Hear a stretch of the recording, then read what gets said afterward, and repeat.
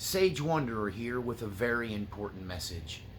This message is primarily for my regular viewers, the 300 to 500 of you who watch nearly every video I produce. And amongst those, people are the ones who financially support this channel and keep food in my cabinet, gas in my car, and the electricity on here at my cabin in the woods. The history of this channel, most of you are aware of. I think most of the 300 to 500 I'm talking about are the people that have been with me from the beginning, from the van down by the river. And I started predicting 6 years ago that we were on a course of, in this country, that we were on a political and social course that was leading to a conflict. Some might call a civil war. Some might call it an insurgency. But conflict has been brewing, and it's been on a steady pace and on a steady course towards destruction for at least the past 6 years. Some would say this goes back to 11 years ago, back to 2012. I've heard said that the world did end in 2012, and this is just the wind up, you know, the end of the end. Now, having said that, this channel started out with me as a long-haired rock musician, country musician, honky-tonker, and I had been a former minister. If you've watched this channel from the beginning, you saw me cut my hair, change my ways, reinvigorate and reestablish my ordination, and then starting a couple years back, a complete switch over to primarily preaching the gospel. I went from 36,000 subscribers down to 28,000 subscribers. I went from videos that routinely made 2,000 to 10,000 views to videos that make 200 to 400 views. I've slowly started building my my base back up as far as views go. My donations that keep me afloat here have stayed about the same or gone down a little bit.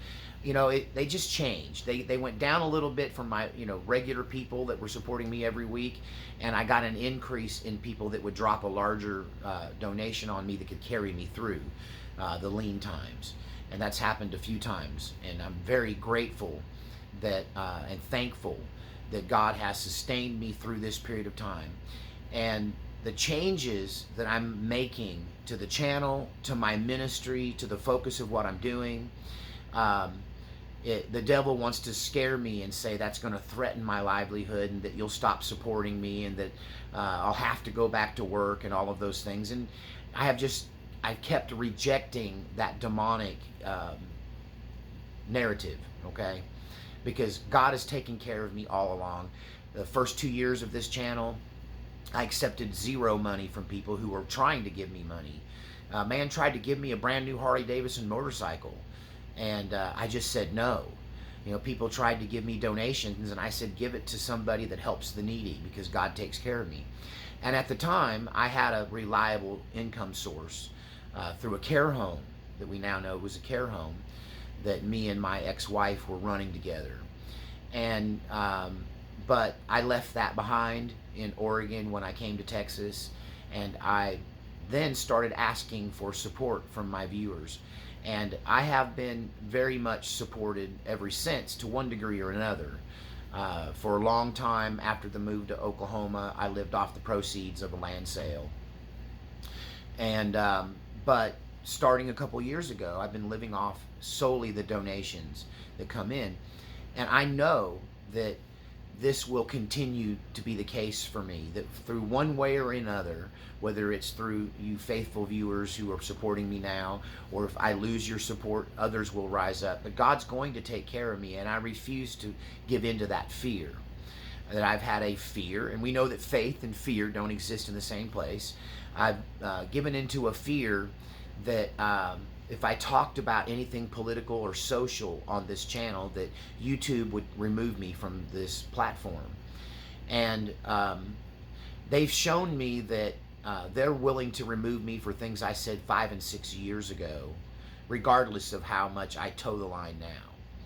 And this last suspension caused me to move on what God was already telling me to do, which was move into the Twitter sphere, now known as X, and start getting engaged over there. And that's what I have done. The last suspension caused me to get over there. I'm up to 230 some odd supporters over there. About half of them, I think, are from this channel, and the other half I picked up from the things I talk about on Twitter. And I may have lost some support because there's some people out there that are so single-minded on one candidate or one point of view that if you explore other things or have anything good to say about other things and have any kind of fairness in your presentation, that they see that as a betrayal, you know. And now let's talk about whether a minister can have political views or not. You know, one of the first attacks I received on Twitter was people telling me that I was violating law by getting political, that I'm not allowed to get political. That's just not the truth. That's not the truth historically. That's not the truth in this country, and it's not the law as we speak of now. Now, there is a restriction on people who have a 501c3 tax deductible charitable organization, that they're not allowed to specifically endorse political candidates from their pulpit. But that does not apply to me at all. I'm an independent minister, and many of you may not know this, but it doesn't matter whether you work for a 501c3 or you're a rogue loner voice in the wilderness like me. Any money you receive that is spent on your care and your lifestyle and your living is not tax deductible. That preachers pay taxes. There's a big fallacy to think that preachers don't pay taxes. And it's the money that supports the church building, the money that supports any of your other endeavors, your church bus, all that stuff. All of that money is tax deductible under a 501c3, but for that you pay the price of not being able to endorse any candidate or talk about politics in the church pulpit. What an individual minister does outside on his own private time is his business and his business only. And there is no restriction against that. You can't lose your 501c3 for having an opinion, and you certainly can't lose something that you don't possess and don't desire. I don't have a stick and mortar building. There aren't any church buses. And I get just enough here to live under the poverty level, which makes me non-taxable anyway because I am too poor to tax. And thank God we don't tax the poor directly through income tax in this country. And so I have nothing holding me back. God has put me in the unique position to be able to talk about political things, to be able to talk about social things. And my only restriction has been the fear of being removed from this platform.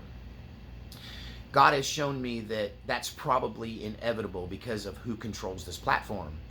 That they're going to take everyone off who isn't a dyed-in-the-wool, leftist, rainbow flag-waving individual. If you are not from that side of what most of us sane humans from the middle class think is crazy, if you're not from what we consider the crazy side, you're going to be removed from this platform eventually.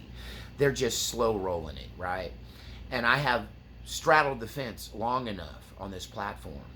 And I've been battling with God about this because God is calling me to become, not necessarily become political, right? I don't want to be dragged into the political discussion, but the ability to only talk about spiritual things without addressing the culture war, without addressing the political lawfare, which is like warfare, but using the law and abusing the law, that this stuff that's going on in our country, the jailing of patriots, the two-tiered system of justice so that leftists can burn down cities, but when you have a peaceful protest that might get out of hand and maybe turn into what some might call a riot, that pales in comparison to the activities for the previous whole year and a half by these activists who had destroyed cities and burned businesses and committed all number of heinous crimes. They were not properly prosecuted. They were not pursued. But the group that went to the to the Capitol on January 6th, some of them spent months in a room smaller than your walk-in closet, room smaller than the smallest apartment bathroom. They spent 23 hours a day in this kind of lockdown in their underwear. And there's pictures of this kind of mistreatment. And so it is becoming increasingly impossible for me as a man of God to not address these incredible injustices and this wholesale destruction of our country, this two-tier justice system, the sheer hypocrisy coming from the far left is something that no man of God can really avoid talking about. And unfortunately, those who are bound to a 501c3 stick and mortar church, they're very much hamstrung. They're very much throttled from being able to talk about this. And I've come to the conclusion that I'm not going to let the YouTube algorithm and the people controlling this platform to dictate what I say anymore. And if they don't want me on here, feel free to take me off. This is why it's very important, if you at all agree with anything I'm saying now, if you're a follower of my religious teachings on spiritual warfare and Christian living, that you make the move over to Twitter. And I'm going to offer this also on Rumble as a backup. I'm getting the Rumble thing started. I'm very much in need of a laptop computer. I don't have a savings account full of money that I can just go pull out. I don't have any other income than the basic necessities that are provided for me through this, through you viewers like you who provide me with the basics that I need through your small donations. And so I do need to raise $500. I've received $50 so far, 10%, right? Of what I need. I need at least $500 to get a good laptop so that I can really be more effective in what I do. And so having said that, I'm no longer going to live in fear of being removed from this platform. I'm not going to blatantly violate their rules, right? But I am going to do something that people think is unethical, right? People who don't know the law, the rules, who don't really aren't part of God's kingdom. They think it's unethical for me to have political views and be a preacher, and that's just not legally true, and it's not ethically true. I have the right of every other American citizen to discuss these things, and I will be discussing these things on multiple platforms, including this one, as long as I'm allowed to be here.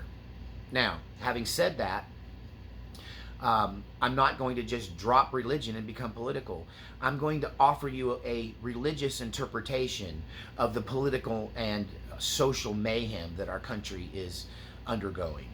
I'm going to do this, and I don't know that there's any, if there is a few, there's not many preachers who are willing to stick their neck out on the line, mainly because they're entrapped by a 501c3 restriction that I don't have, right?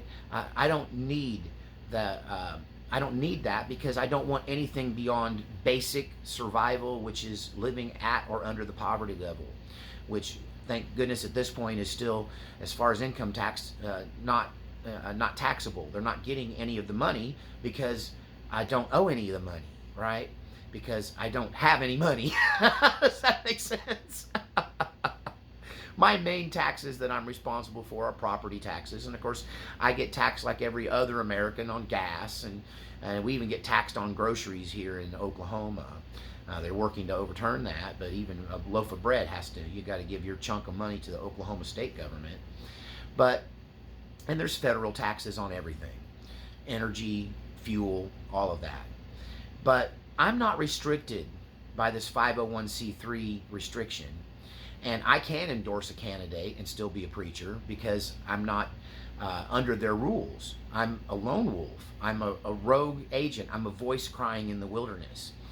And so my only restriction on expressing my opinions has been through the YouTube algorithm and the fear of being taken off this platform. And I trust that any of you who are financially supporting me will continue that even if I get taken off of this platform. You'll continue watching even if you have to follow me to an alternative platform. And I'm no longer going to edit myself. What I say from here on out is going to be a preacher's perspective on this time of trouble that we're heading into. that the main thing I've been doing on Twitter has not really even been political. It's been warning people on both sides that a terrible thing is coming.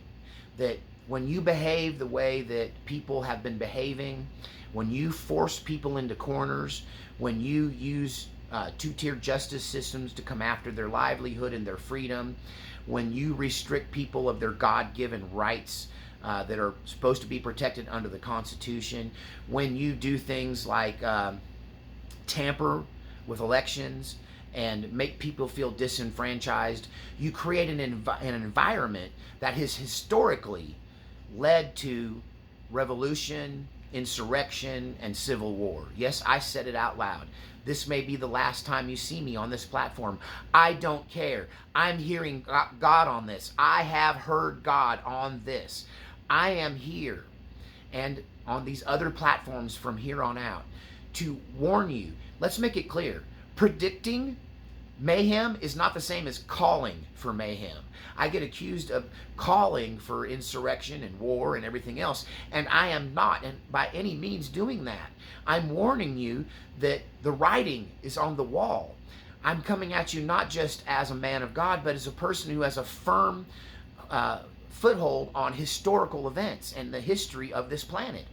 I was once friends with a man who was a dean at a major university, which I will not name. And he told me, he said, look, I could put you to work tomorrow as a history professor.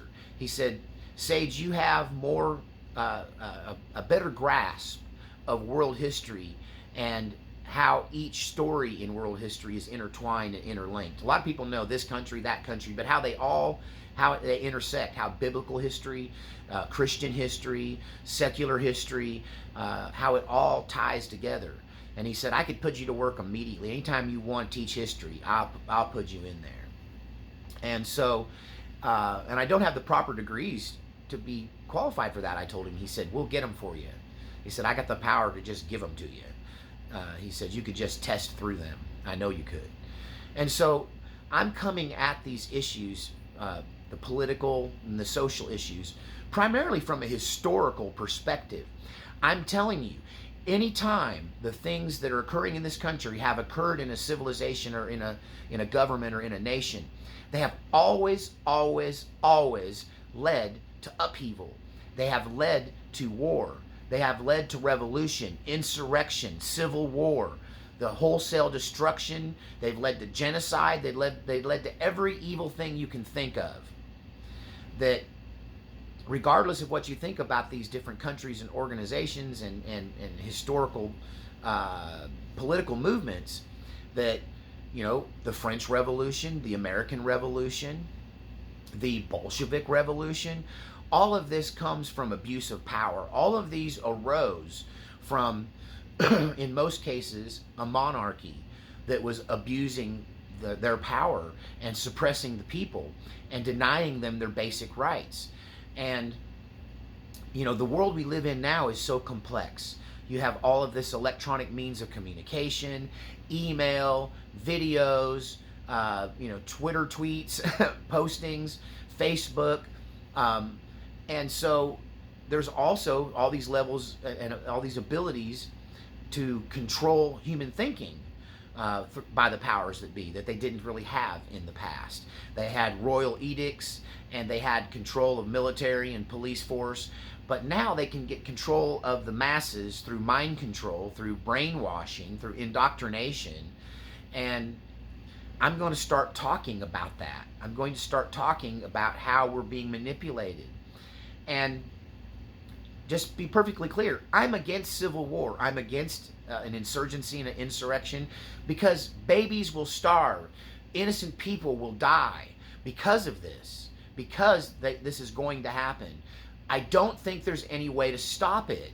All I can do is point out that it's happening and encourage you to take the necessary steps as an individual, as the head of your household, as a family, to try and prepare, to try, and I don't just mean prepping, I mean emotional preparation, I mean spiritual preparation, I mean you need to talk about this at the dinner table. You need to break the bad news to your family, your extended family, and your community. that we're headed down a road now that I don't know that it's worth trying to prevent, right? We're past prevention. I want to talk about how you can defend your physical self, your emotional self, and your spiritual self. How you can prepare and protect your family as best you can. And the fact of the matter is, this is going to touch every single person in America. Whether I'm talking about the end of America or the end of time, the end times, you can look in the book of Revelation, and either, depending on how you interpret it, either America gets destroyed at the very beginning of the conflict, or it just isn't mentioned at all, right? America's either not mentioned or it gets destroyed early on, depending on how you interpret it. So what we're talking about is the successful destruction of this country. And all we can really do is prepare for the crash. All we can really do is prepare ourselves mentally, physically, and emotionally for the inevitable. This is why I'm on Twitter. I've been spreading a catchphrase I've been telling people on the left and the people on the right this, and they take it as some kind of threat. It's not a threat. It's a piece of good advice. I say, dig a bunker and fill it with beans. Now, obviously, I don't think you should just fill a hole in the ground full of beans, right? It's more of a metaphor for preparing for what is coming. That the best that we can hope for at this point is to provide and prepare for the hard times that are coming. And predicting hard times is not the same as advocating for them, right? I'm against war. I do not believe that we should engage in war unless we are attacked, and then we have the right to defend ourselves. And that defense does not need to extend into conquering the other side. It just needs to be defense, right? And they even call our country's military the defense, right? It's the defense bill, defense budget, right? Defense is not offensive. I'm against this involvement in the Russian civil war that's going on over there in a country I won't name, right? I'm still editing myself to some degree. I ain't trying to end my YouTube career today necessarily, right? I'm not going to make it easy for them. But I don't believe we have a defensive reason for engaging in that. I'm not a globalist. I don't think it's our job to control other countries. I think we need to defend ourselves so that we have a strong and insurmountable ability to defend ourselves when attacked, right? And so, because I'm not in favor of that, I'm catching heat from both sides, right? I've been called un-American. I've been called a traitor because I don't support an immoral war, okay? I also don't support patriots starting a revolution in this country unless they are absolutely cornered. But the problem I'm seeing is that they're being absolutely cornered. There are elements in this country that want this. They want the chaos that rebellion and insurrection and insurgency will bring to our society so that they can really start to abuse their power, so that they have the moral high ground to destroy us. And I don't think it's a trick we should fall for. But at the same time, I'm not saying that if you're not cornered, you shouldn't defend yourself.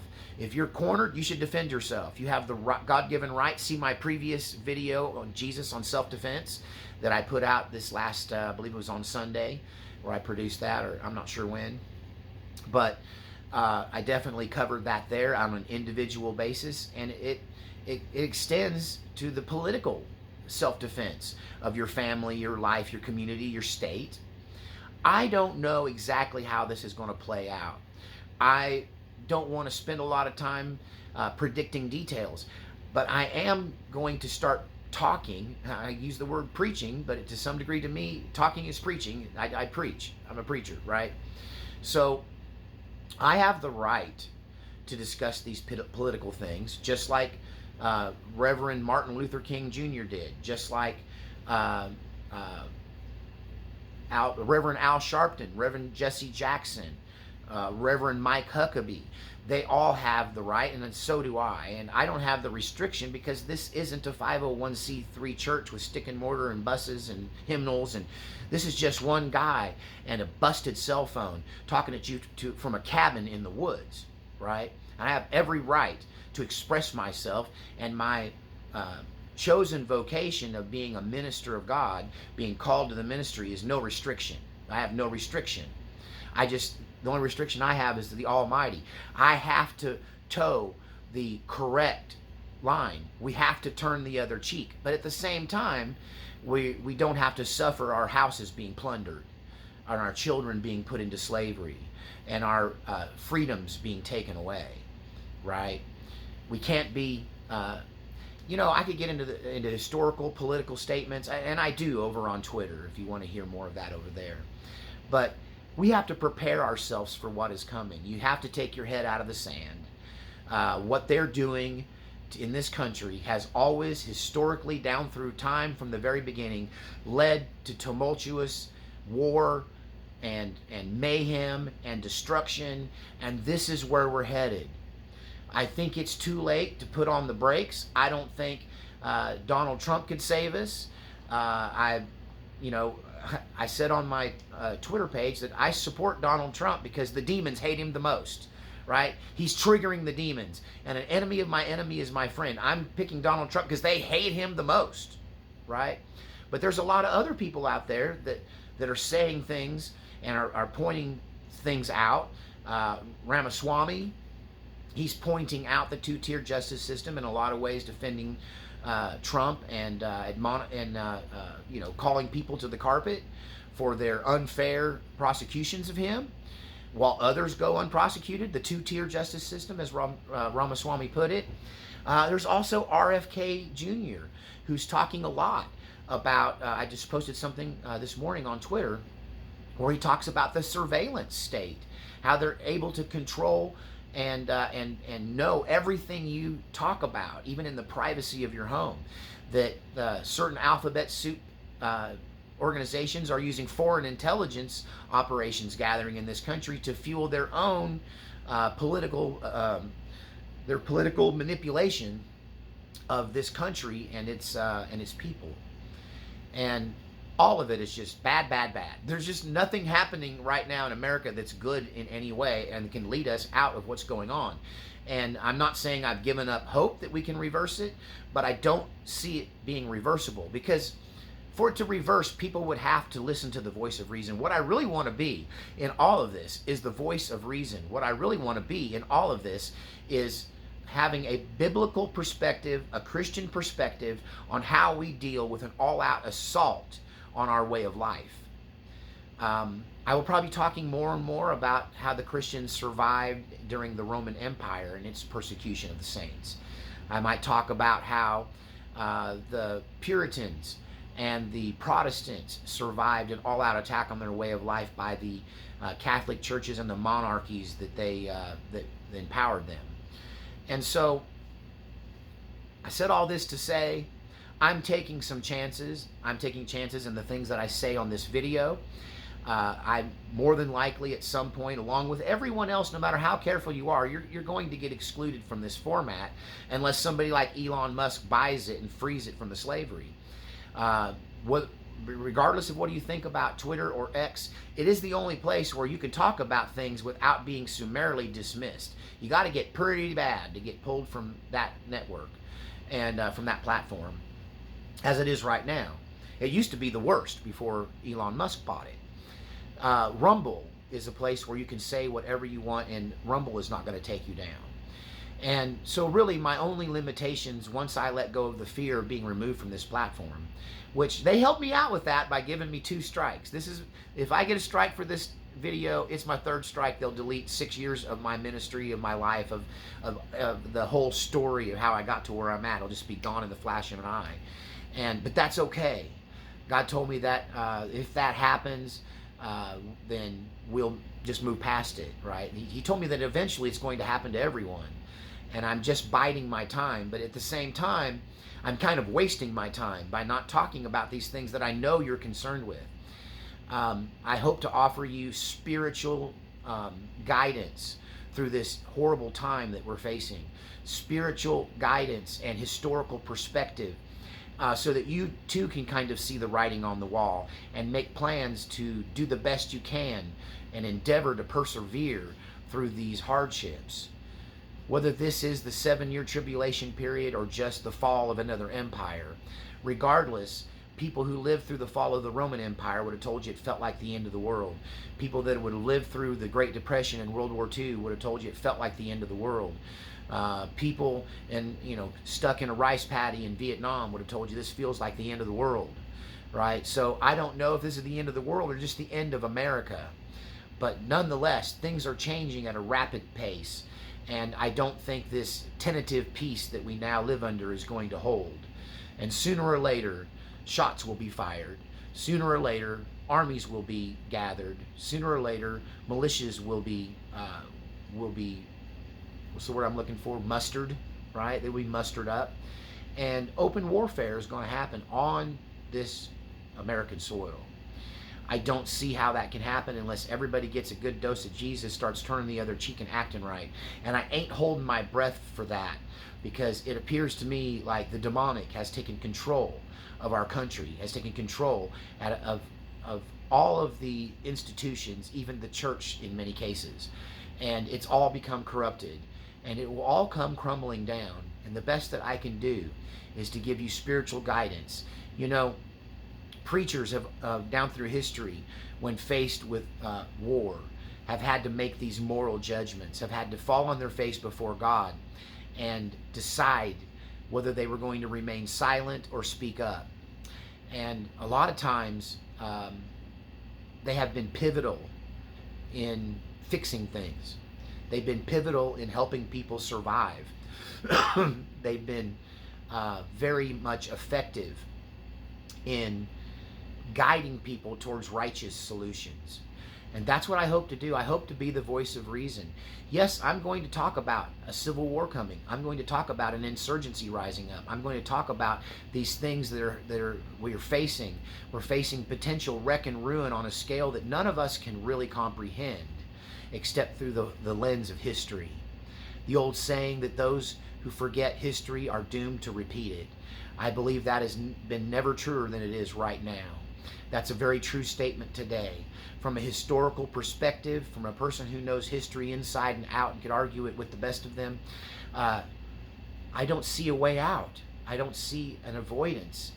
Eventually, violence is going to befall us on a massive scale. And the best that we can do is to hope and to pray and to do our best. And to do our best to exhibit Christ-like characteristics in a time where the whole world has fallen under the sway of the devil. I need your support to keep this channel running.